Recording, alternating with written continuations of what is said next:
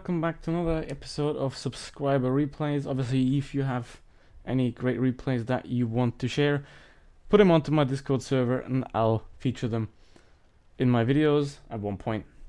So today we have two replays, both in quite unusual tank destroyers at T10.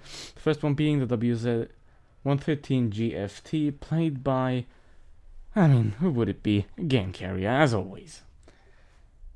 He's gonna camp on top of this hill on canal, and he's gonna look for targets, which he finds pretty quickly in the T-54. This tank's accuracy is not too good, however, it's gonna be enough to get a nice shot into that T-54. This is not too bad for a start. Progetto 65 peaks too, but he's not gonna get a shot this time. Took him too long to reload, so he's not gonna hit that one. Progetto peaks, but he's not going to look at it, and he goes unspotted. Now the house obstructs this view, so there's nothing he can do there, but it's going to be there very soon, and it looks like he hit it, but I'm not quite sure. So now the allied vehicle over there tried to throw away, and he did ending up throwing away. Leopard is dead, and that shell went too low, only hitting the Progetto's tracks. Now another allied vehicle down there is completely helpless, running away.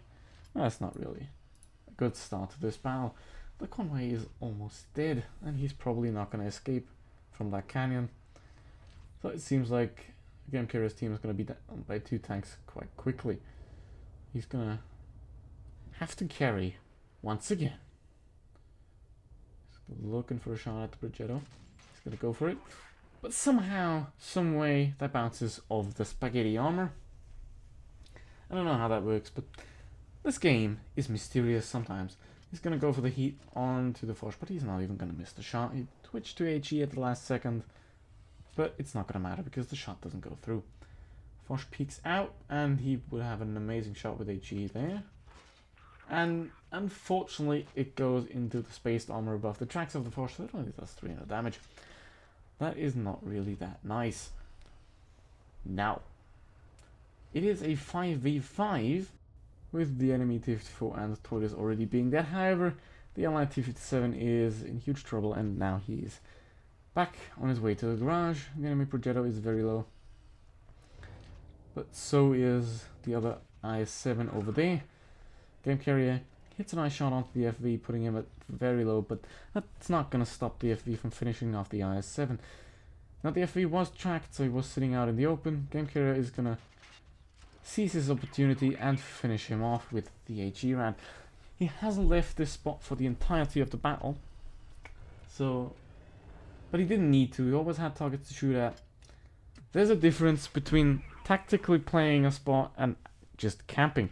If you play a spot tactically, that means you stay there as long as you have shots. If you don't have shots anymore, you move. Camping just means you just stay there no matter what happens. Now GameCarrier is getting spotted. Great intuition there, already falling off from the hill there. Now it is a 2 versus 3.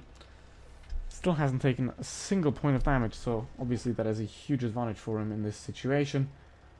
And the VK72 is very vocal in the chat about his conditions. Well, it's not always everyone else's fault, my guy.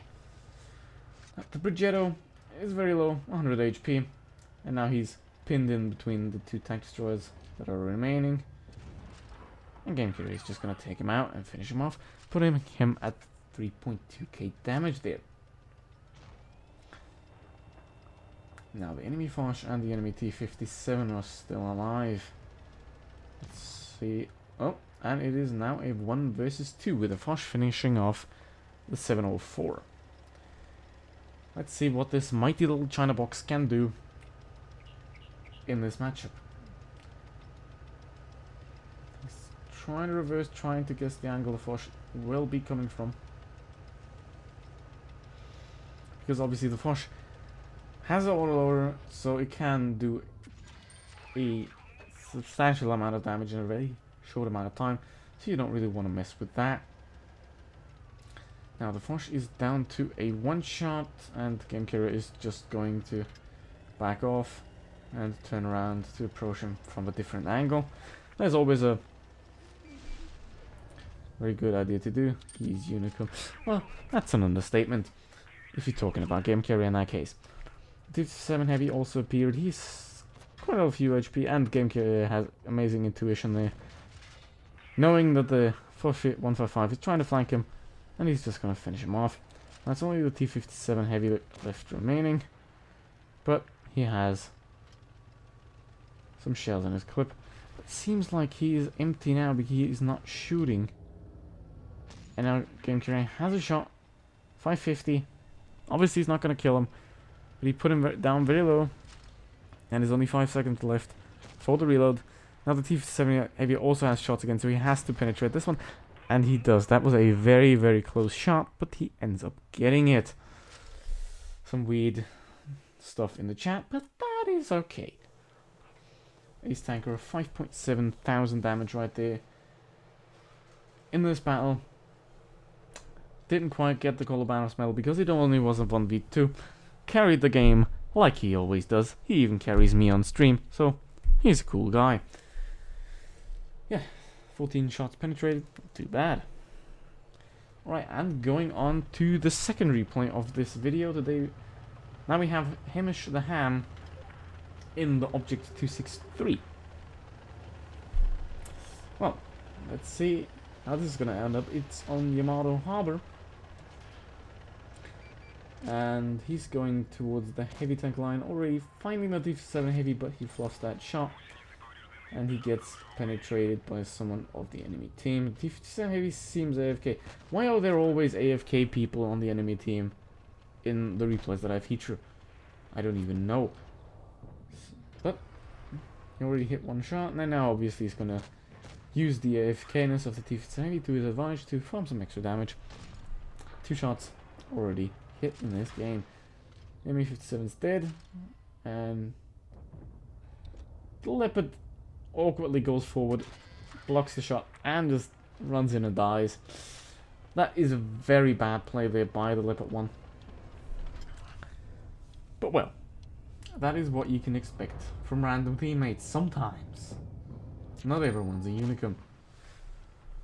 And with the Object 263's gun arc, you can't really hit anything in that way. So he ends up missing that on the IS-7. Well, the big advantage of the 263 is obviously its DPM and its speed. The armor is quite troll, however, it can be penetrated quite easily if you just aim at the right spots. So it is also another tank that I wouldn't recommend for newer players, because it is very difficult to master. I mean, I don't even know how to play it, so yeah. That just says it all. I mean, I don't really know how to play any tank, so yeah. So Hamish is just waiting here for the IS-7 to peak, but he's not going to give it to him right now. He's just waving around with his gun, hoping that Hamish is going to give up his focus, but he is not. He's just aiming right there. His patience is not going to pay off since the shot just did not connect and did not do any damage. Now his team is getting flanked from the back by the bad shot. And the enemy 50M, I believe. Oh, he's gonna get the HE onto the bad shot. Yes, he has 601 damage. That is a very nice roll there. And again, as in pretty much all the replays, his team is down once again. 4 versus 6 right now. He's looking up into the bush, not finding anyone. Now the E50M. He's getting pressured by 2 sides. Hamish hits him, putting him down to a 1-shot. And now finishing him off. Getting his first kill of this match. 2.6k damage. That's not too bad for now.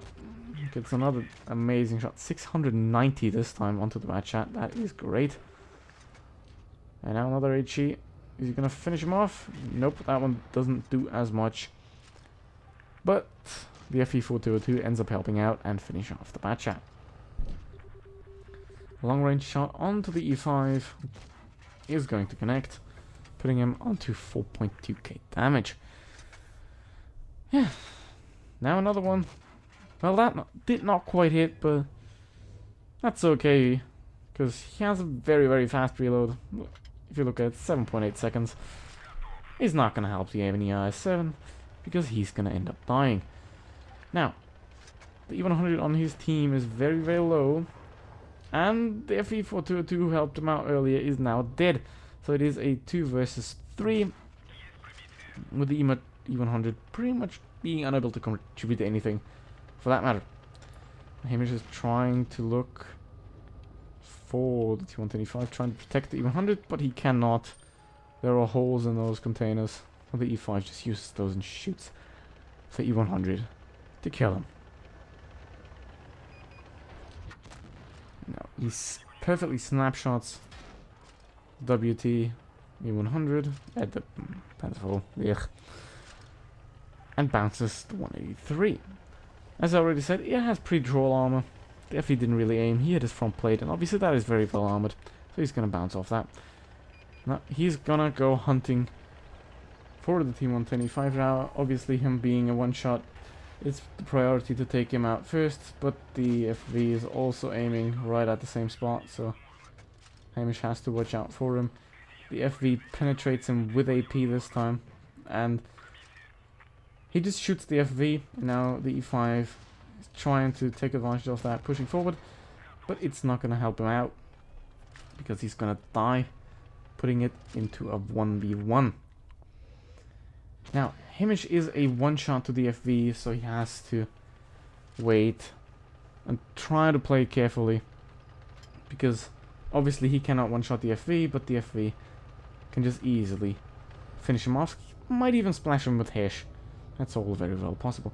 He's trying to create some distance, trying to back off, maybe get unspotted, but there you can see the gun arch of the 263 limits this tank mobility a lot. Now the FV is gone from the angle he was previously holding, and Hamish is trying to not push it. Oh, the FV has come around all the way. Let's see what's going to happen here. He's going to have to go for the tracks. Oh, the FV is going to angle. Going to play this really well, and he's going to finish him off, sadly. So we're ending this with a heartbreak. That's quite sad to see. He did his best.